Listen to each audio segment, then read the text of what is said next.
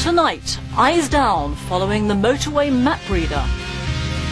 Salt of the earth as the temperatures bite. And the day everybody was dreading. And a 38-ton truck is lying on top of a car and they're both on fire. There's nothing you can do to help the people.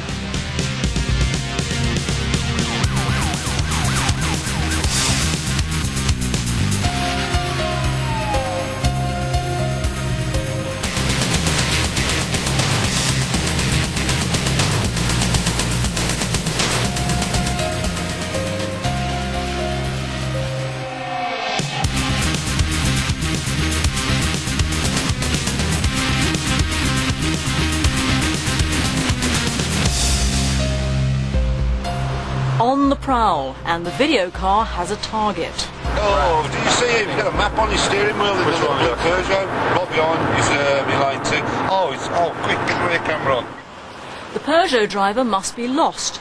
He's resting a road map on his steering wheel, but his eyes should be on the road. I bet he checked it just before the junction. So he's wandering out, corrected it. Wandering to the left now. They changed it alongside him so we can just get a good view of him. Is he going down? He's leaving it light if he is. I don't want to... Yes, he is. Didn't want to leave it. The map's still on the steering wheel. Still on the wheel. You get alongside, so I've just got a bit of glare off the old... That's it, I've got the old shoulder. And he's still got it there whilst we've stopped now, so we decided to stop with it on.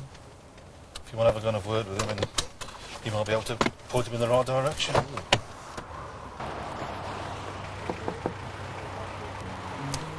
don't think he realised we were behind him then. Surprised when somebody appeared alongside him. I love coffee, I love tea, I love the Java Jive and it loves me. Coffee and tea and the Java and me. A cup. On Sundays, when there's very little open for blokes to go and get some sort of breakfast and there's no canteen here, what do you do for, especially on an early shift? They've got to work for 8 hours. You don't really want to bring sandwiches in. You like a hot breakfast of some sort. So somebody usually does the cooking. We usually rotate to a certain extent. On the night shift sometimes, obviously 2, 3 in the morning when it's our lunchtime. Once again, there's not much open unless you want curries or something like that. And there's not a lot to smile about. I've got to cook for 20 people here. And it takes it out of you to a certain extent, especially when they all turn up at once because there's been an accident and they've all been there. And then all of a sudden they're not there anymore. They're here, want their breakfast. And getting it all on the table unburnt is very difficult. Can you just pop in our car for us then? We've got you on camera. Could be clearly seen. The map was covering your steering wheel and you were wandering in the lane. I don't think that's acceptable. As far as I'm concerned, that's driving without due care and attention. Okay. Is there any reason for it? Well, I'm a surveyor, you see, and I'm late. I'm from Nottingham, and I don't know Birmingham very well. Do you not think it'd be safer to either pull on the hard shoulder, or better still, as the highway code says, pull off at the nearest junction, find a safe place to park, then look at your map? Well, yeah, I know that, look. Because in fairness, whilst you're looking at the map on your steering wheel, if something had happened in front of you, Yeah, I know. you wouldn't have been aware of it until there was an almighty bang and you're thinking, what's going on? Yeah, fair enough, Doc, yeah. Okay. You've got the services behind you, you could have pulled in there without even coming off at the junction, couldn't you? Yeah. Well, I wouldn't like to be in my own car alongside him, and I don't think most other people would. Under the circumstances, with leaving a motorway, it is one of the times when you should be exercising a lot more care and attention, and I can't see any reason why he will not receive a summons for careless driving and ultimately receive points on his driving licence. The alleged map reader's case is now being processed by the courts. I do a little bit of cooking at home, but my wife's a good cook, so she takes care of that. But I'm quite capable of doing a straightforward breakfast. You do find out who cooks well. It's like being in the army, isn't it, really, I suppose? You know straight away which one of the crew is the cook.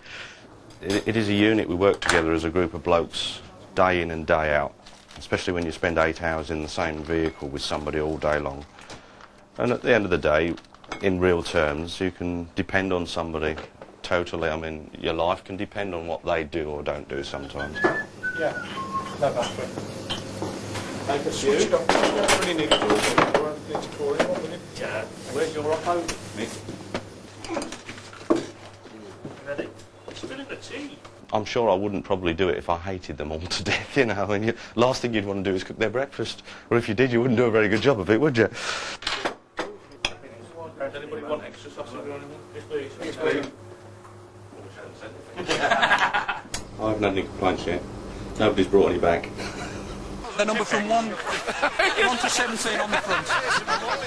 It's a special year for these motorway police officers. Their unit's Silver Jubilee. So number 1, just work yourself up.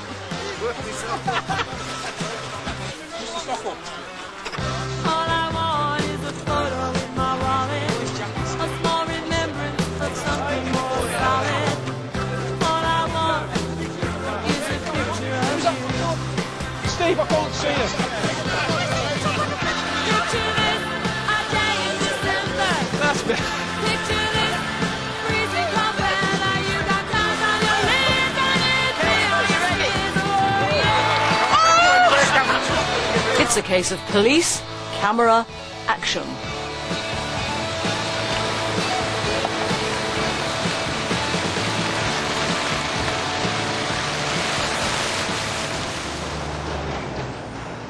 Early evening, and it's getting chilly.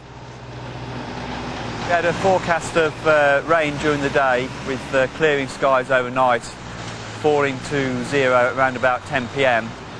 It's now 7:30 p.m. and temperatures are rapidly falling to zero, so we're going out right now. Plenty of thermal underwear.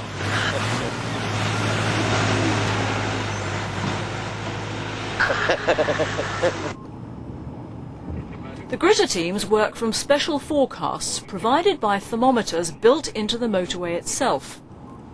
Tonight, an inspection squad is checking the crucial devices to make sure they're doing their job and providing an accurate reading. I didn't think I had a comprehension of how fast traffic went until you stood standing there a couple of metres away.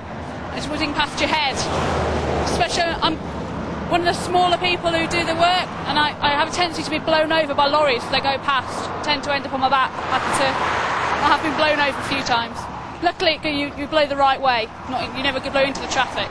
You just trust the guys who are putting the rolling roadblock on. They're doing their job and they're concentrating, and just try and get a steady reading so you can get off there as quickly as possible.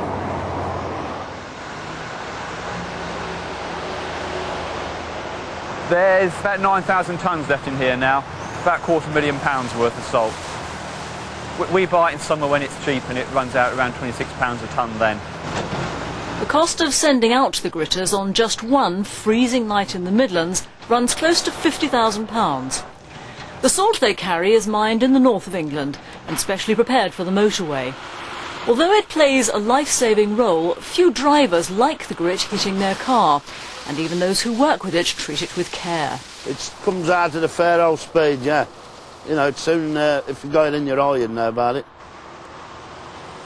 It is corrosive stuff. It doesn't do vehicles a lot of good. These vehicles are set to take it. There's an awful lot of plastic on these Fodems, but it isn't good to mix the average family car in with it. Well, some of them come by a bit fast, yeah, but personally, I'd stop behind. But, you know, it's every man for himself, like, you know. But I wouldn't go buying my car.